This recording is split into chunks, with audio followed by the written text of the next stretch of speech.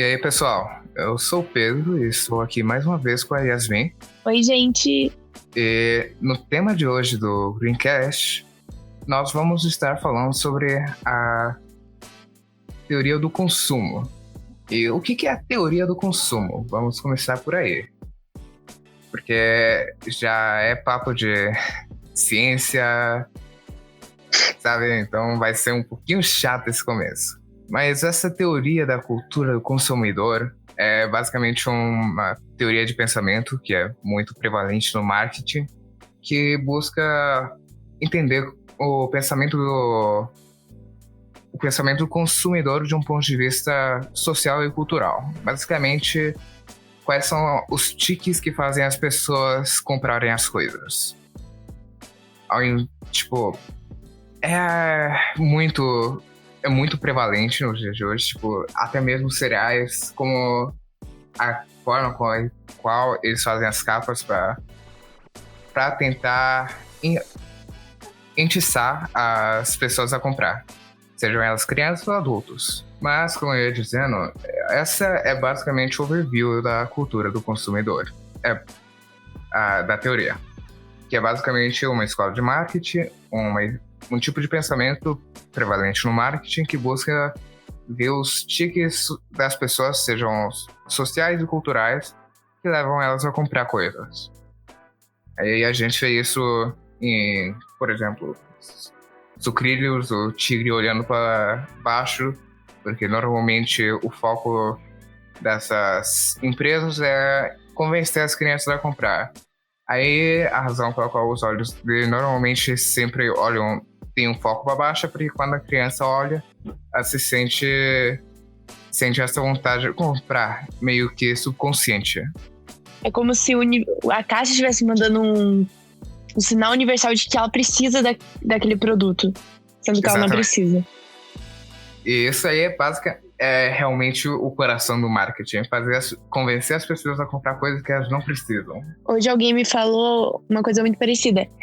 O marketing tem um foco de fazer a gente acreditar que a gente precisa de tal coisa para ser feliz. Tanto que tem uma musiquinha lá que é uma propaganda para ser feliz. Tanana. Sabe aquela musiquinha? Eu acho que é do Pão de Açúcar, alguma coisa assim. Uhum. Então, é aquela música, como a maioria das propagandas de fast food, principalmente, dão a entender que para você ser feliz, você precisa comprar tal coisa, consumir tal coisa. Então é uma grande avalanche de sinais subconscientes. Exatamente. Que te convencem a comprar as coisas. Exatamente. A gente vê isso não somente tipo, em coisas de cereal, foi tipo exemplo mais tipo clichê que dá pra pensar, mas tipo, pega um comercial do McDonald's onde tá todo mundo sorrindo, todo mundo feliz. Isso aí é pra fazer com que seu cérebro associe McDonald's com felicidade. Pense, poxa, a pessoa que come lá é feliz, então se eu comer lá eu vou ser feliz. Coca-Cola também. Claro que não é tão... Coca-Cola... Tipo, todas as empresas fazem isso. isso. Eu acho incrível. E uma vez, foi quando eu finalmente meio que caiu a ficha pra mim. Eu tava no cinema, aí passou uma propaganda da Coca-Cola, eu virei pra minha mãe e falei, mãe, isso é impossível. Que tipo de pessoa tem um dente tão branco e é tão magra bebendo Coca-Cola o tempo todo? Não é possível. E ela ficou, famoso marketing. E eu fiquei, isso aí é muito irreal. E essa questão, eles colocam imagens irreais pra gente achar que a gente vai conseguir aquilo se a gente consumir tal coisa. Esse é o principal ponto da publicidade hoje em dia. Exatamente. E uma das razões pela qual a gente decidiu trazer esse assunto da cultura do consumo é por duas razões, para falar a verdade. Porque a gente tá vendo os impactos que ela tá tendo agora mesmo na nossa sociedade, nesses tempos difíceis, com o... Não posso falar porque vai que a gente é censurado, mas vocês sabem do que eu tô me referindo. E também por causa que ele é um dos maiores culpados em relação à poluição. ele é um dos desafios para a agenda de sustentabilidade. Por isso que a gente decidiu falar sobre isso. Então, para começar, em relação à parte do que está sendo afetado agora, nos dias de hoje, a gente viu esse desespero de estocar bens essenciais, sejam eles tipo papel higiênico, comida. E a razão disso é porque... Não esquece que tem mais papel higiênico, porque os caras estão muito preocupados com papel higiênico. Sim. Mas uma das principais razões pela qual teve esse desespero foi especialmente a desinformação geral que teve. As pessoas estavam achando que ia ser o apocalipse e que ia acabar tudo, e que tudo ia fechar. Só que a realidade é que simplesmente a gente vai ter que levar várias precauções, obviamente, no futuro. E trabalhadores não essenciais são recomendados para trabalhar em casa, se possível. Por favor. A gente não quer espalhar mais o problema, mas a população geral estava achando que ia fechar tudo, que a produção dos bens ia parar, que as padarias... Eles estavam achando que seria uma segunda greve dos caminhoneiros. É um pouco pior até. Não, e o pior é que as pessoas, elas têm esse sentimento meio apocalíptico. Eles acham que qualquer coisinha que dê vai ser o apocalipse, o Armagedon, e que o mundo vai acabar e que eles têm que estar preparados. Isso é um sentimento tão... É bem prevalente, sabe? Tá com a gente desde sempre. As pessoas achavam que a guerra, na Guerra Fria o mundo ia acabar.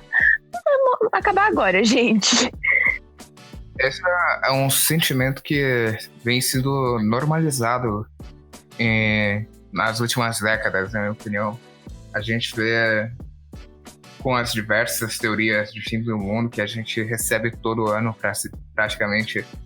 Começou com 2012, e aí ia ser meteorito, ia ser terremoto, desastre natural. Agora, com certeza, vai ter gente falando que... Nossa, e tem gente que tá falando que 2012 na Etiópia, se eu não me engano, que lá é 2012 agora, ou algo assim. Aí tá falando que agora que é o fim do mundo de verdade. Só que, gente, é um absurdo, porque não é o fim do mundo.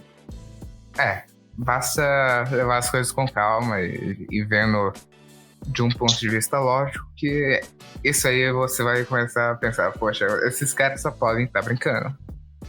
É muito teoria da conspiração, teoria da Terra plana, ou a teoria de que vacinas são, na verdade, um veneno que o governo te dá para controlar os seus filhos e te tornar suscetível a controle mental por meio de antenas 5G.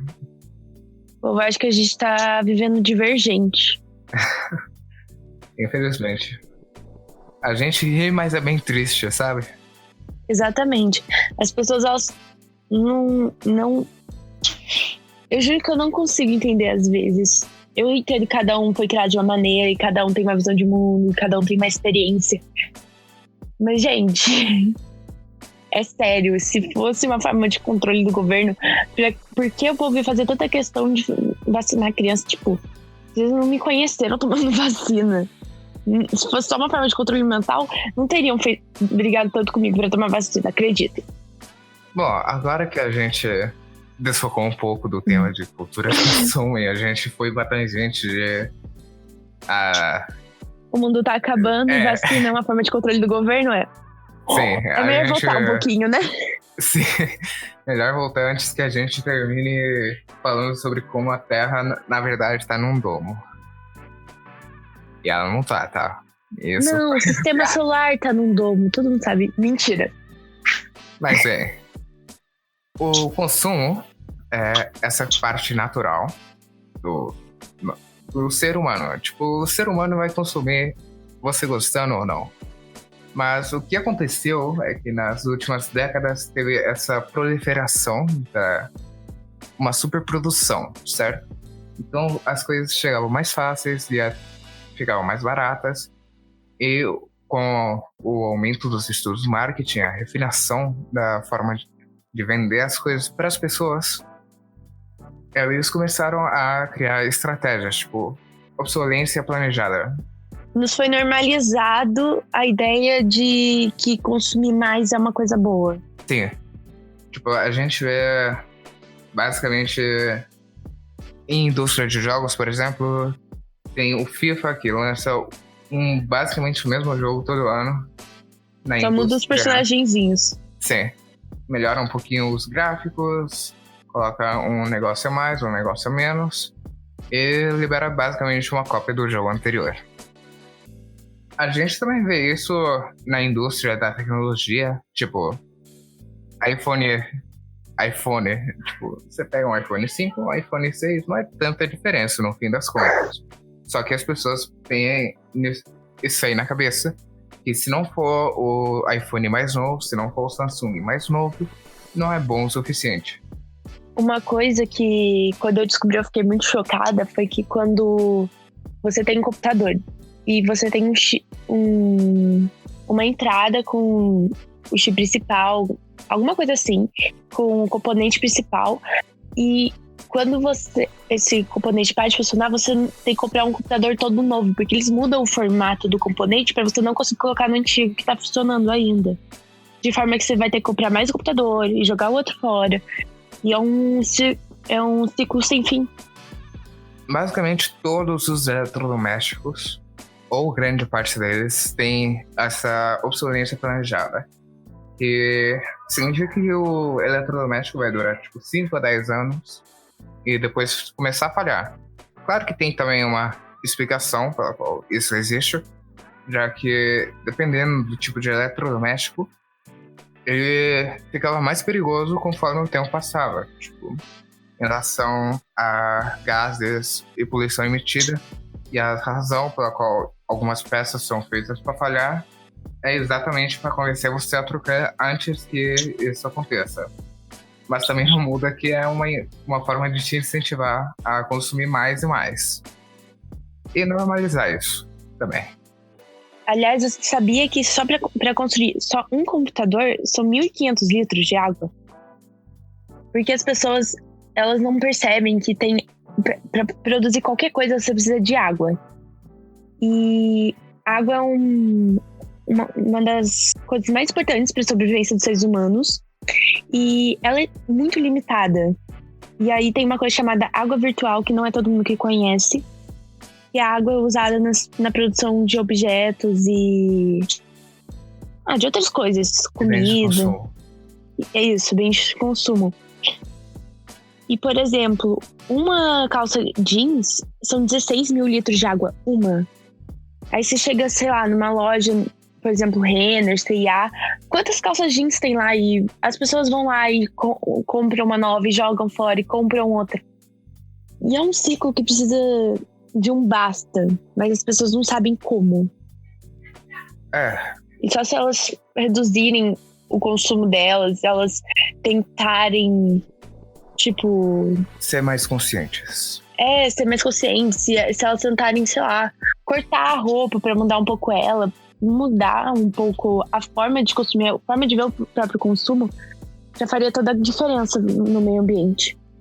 Pra adicionar um pouco ao seu ponto em relação à calça jeans, você tem que também saber que, como eu disse antes, uma das principais indústrias responsáveis por poluição e por ter um impacto ambiental muito grande é a indústria da moda. Porque hoje, em relação a 20 anos atrás, você consome 400% mais roupas.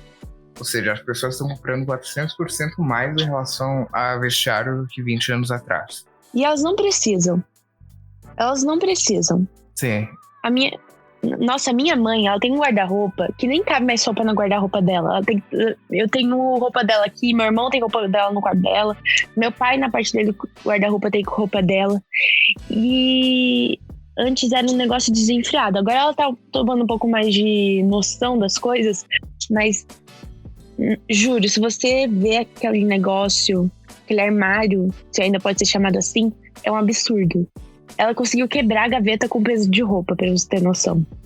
Mas a pergunta que vocês talvez se perguntem é por que a indústria da moda é responsável, tão impactante em relação ao meio ambiente.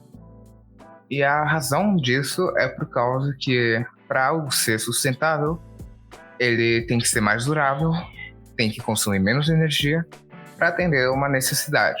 Só que a indústria da moda basicamente existe porque sempre vai ter algo novo, sempre você vai ter que comprar o jeans novo do verão de 2020, porque o jeans do verão de 2019 já não tá na moda. Se você usar, você tá no ano passado ainda, sabe? Sim, se a gente for entrar nisso, é uma questão tão filosófica e profunda que é melhor nem tocar muito no assunto. Mas você tem um ponto muito bom. Você ter alguma coisa que foi lançada, que era moda há algum tempo atrás, hoje em dia já não é bom o suficiente. E isso todo ano vai mudando.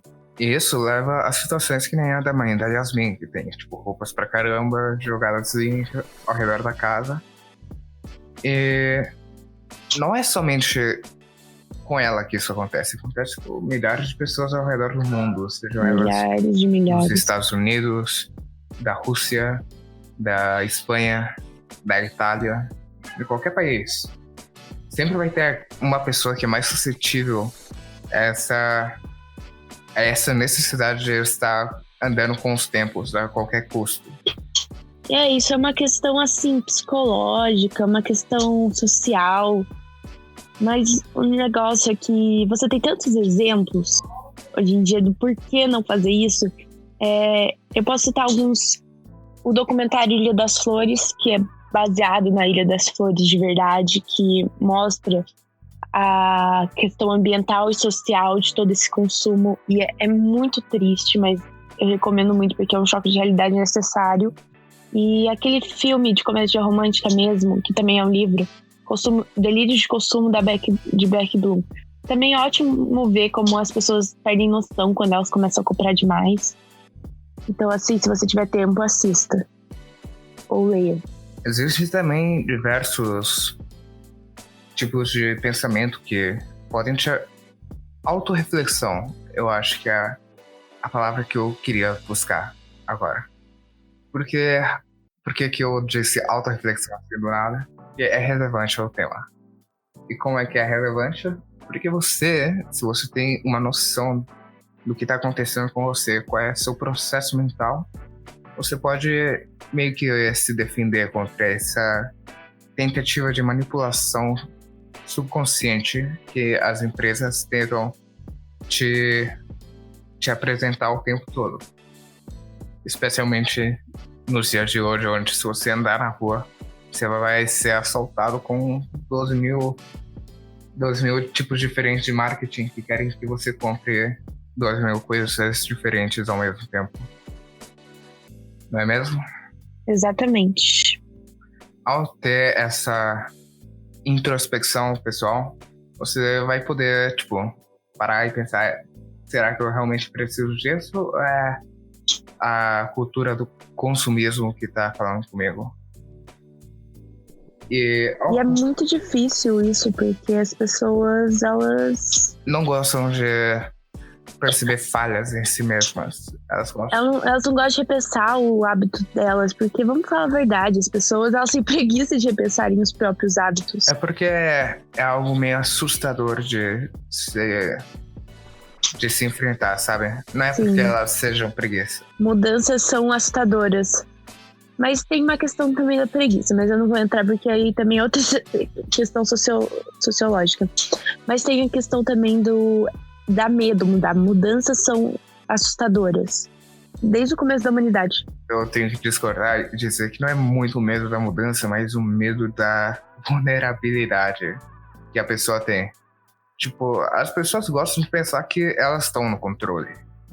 E ao perceber que elas estão sendo meio que influenciadas por um comercial a comprar algo que elas realmente não precisam, mostra um pouco de quão frágil a nossa mente realmente é em relação a sugestões subconscientes. E para muita gente isso não é legal de se admitir. Eles gostam de pensar que eles são diferentes. Mas também tem a questão, por exemplo, da alegoria da caverna de Platão. Sim. Quando eu acho que ele muito volta... bem em relação a esse tema. Não, mas demonstra o medo de mudança, porque... Exatamente. Quando ele volta e fala que os outros não sabem, eles acusam ele de louco e o matam. Então, isso é uma questão da sobrevivência humana. O que move a humanidade é o medo. O medo de morrer, o medo disso, o medo daquilo. Então, essa questão de não querer mudar os seus hábitos consumistas tem muito a ver também com o que você falou, mas somente com o medo, porque o medo vai estar enraizado em tudo. Eu diria que isso aqui pode servir como uma lição para você, porque a gente já falou de consumo responsável em podcasts passados. Se você não viu, eu sugiro que você veja, porque a gente tocou um pouquinho no assunto. Mas ao você ter noção da providência do que você está comprando, de onde que vem, quem produziu, como foi produzido, se você tiver o tempo para pesquisar, é claro, você pode incentivar, ou melhor dito, reforçar bons hábitos de indústrias ou empresas no geral. Se você sabe que tem uma empresa que comete muitas ações que são negativas ao meio ambiente, evite comprar coisas dela. Um exemplo disso é que eu mal toco em produtos da Nestlé. Tipo, somente se for a última coisa na prateleira. E não é tão comum nos dias de hoje, porque em geral compra coisas da Nestlé. Mesmo eles sendo, tipo, uma empresa super terrível em relação às ações que elas tomam contra populações em diferentes países que são mais vulneráveis. Bom, o que nós queríamos passar com esse podcast de hoje é essa ideia de que você tem que estar consciente que ao redor de você sempre vão ter empresas e indústrias que vão buscar se fazer comprar produtos que você realmente não precisa naquela hora. São vontades passageiras, um desejo efêmero, digamos.